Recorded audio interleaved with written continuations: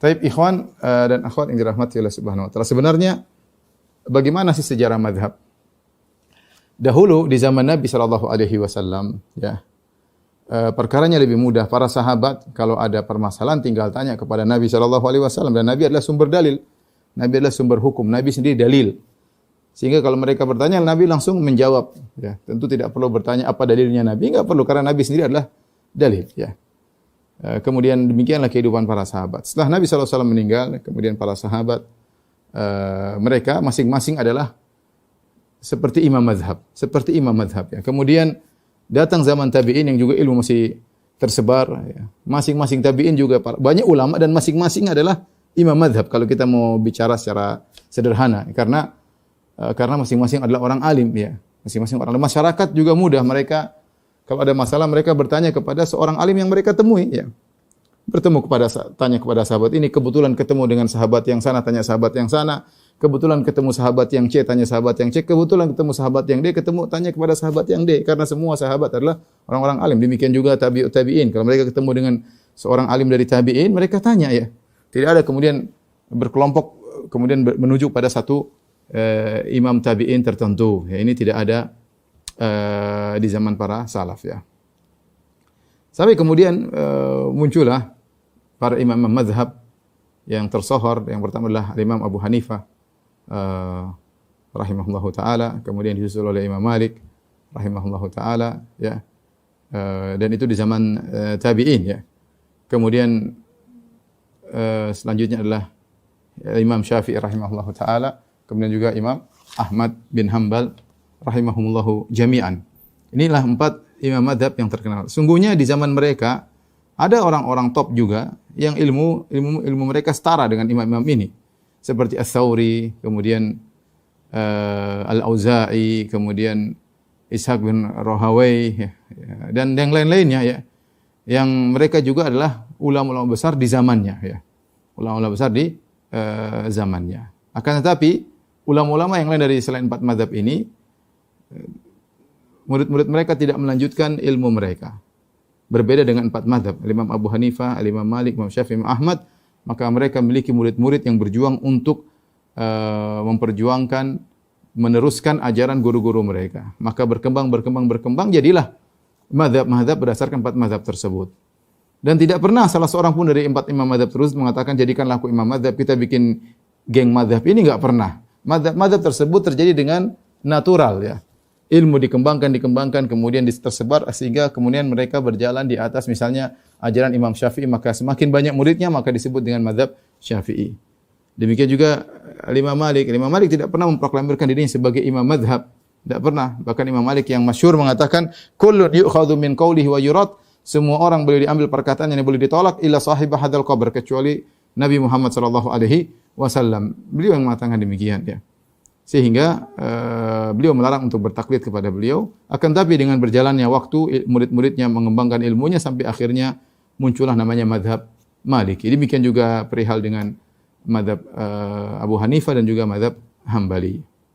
Maka sejak abad ke-4 mulai marak dengan mazhab, ya. Hampir orang-orang pada bermazhab hingga saat ini rata-rata ulama mereka bermadzhab ini secara umum. Dan tentunya bermadzhab adalah perkara yang baik, ya. Kenapa ikhwan dan akhwat yang dirahmati Allah Subhanahu wa taala? Karena ketika seorang belajar mazhab, maka ilmu tersebut, terutama ilmu fikih, pembicaraan kita maksudnya adalah masalah fikih, ya, bukan masalah akidah atau usuluddin, tapi kita bicara tentang masalah fikih. Ketika kita masuk pada mazhab tertentu, misalnya mazhab Abu Hanifah, maka ilmu tersebut sudah lama kemudian diatur dengan sedemikian rupa, baik usul fikihnya, baik ilmu fikihnya, baik al-qawaid al-fiqhiyahnya, ya, dan cabang-cabang ilmu yang berkaitan dengan mazhab tersebut, dan buku-bukunya banyak, ya, sehingga seperti suatu disiplin ilmu tersendiri berdasarkan mazhab Abu Hanifah, ya. Karena sudah ratusan tahun, ya, bahkan lebih dari 1000 tahun, ratusan tahun, sampai mereka sudah menyusun dengan rapi dari generasi-generasi berikutnya. Demikian juga kalau kita pergi ke mazhab Maliki.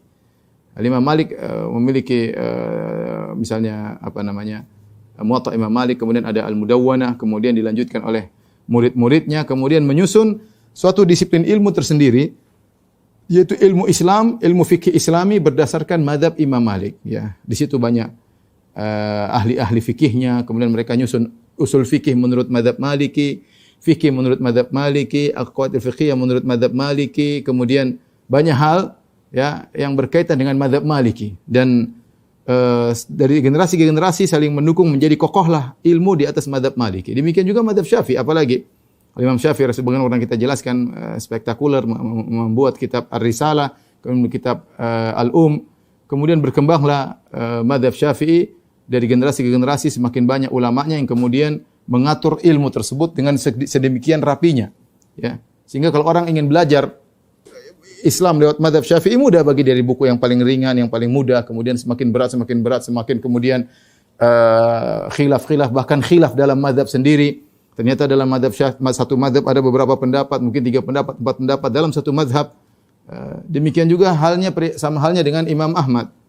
Imam Ahmad maka memiliki murid-murid yang luar biasa yang kemudian mengatur fikih Al-Imam Ahmad bin Hanbal secara rapi, ya. Yang kita maksudkan dengan misalnya suatu mazhab, misalnya saya mengatakan mazhab Syafi'i, bukan berarti semua yang dikerjakan adalah fatwa Imam Syafi'i. Tidak. Al-Imam Syafi'i fatwanya terbatas, ya. Ada qaul qadim, ada qaul jadid.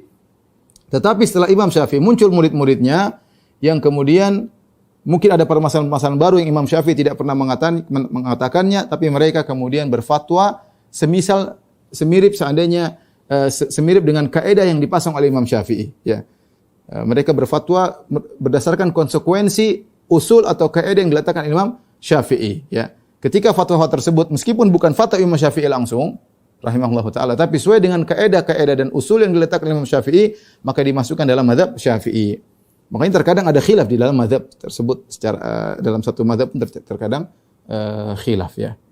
Demikian juga halnya dengan misalnya mazhab Maliki, mazhab Hambali. Tidak semua permasalahan berarti harus ada perkataan Imam Ahmad atau harus ada perkataan Imam Malik.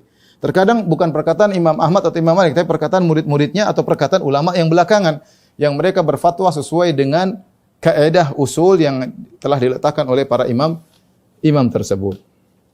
Inilah kelebihan dari 4 mazhab tersebut, ya. Saya sebutkan tadi ada ulama-ulama lain yang tidak berkembang, tidak dilanjutkan ilmu mereka oleh murid-muridnya, seperti saya katakan Ats-Tsauri, Al-Auza'i, kemudian Ishaq bin Rahawai, Abu Thawr dan Zufar dan yang lainnya. Mereka juga sebenarnya punya ilmu yang setara dengan para imam mazhab, ya.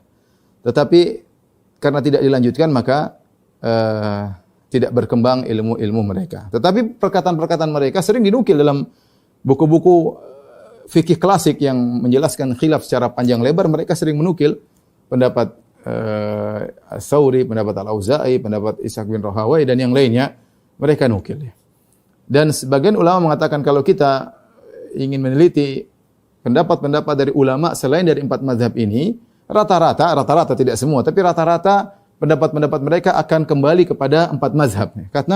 Karena dalam satu mazhab saja, satu permasalahan terkadang 3 pendapat dalam satu mazhab.